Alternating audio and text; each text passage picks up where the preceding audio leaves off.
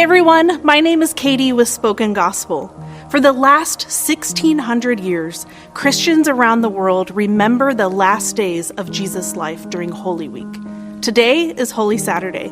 Holy Saturday remembers the day Jesus rested in his tomb. We know relatively little about what happened during the day Jesus lay buried in his tomb. We know that it was a Sabbath day, a day of rest for faithful Jews.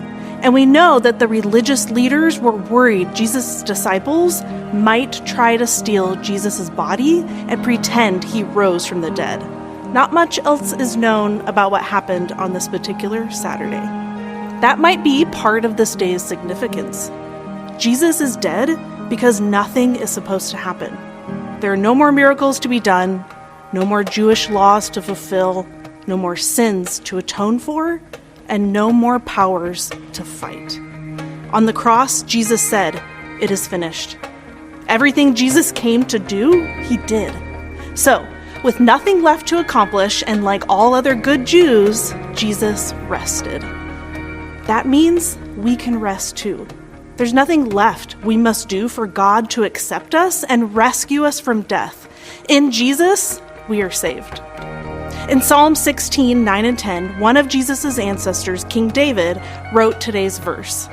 "My heart is glad, and my tongue rejoices. My body also will rest in hope, because you will not abandon me to the realm of the dead. You will not let your Holy One see decay." God had once promised David that his dynasty would last forever, and even after he rested in death, God would raise one of his sons to rule God's people forever.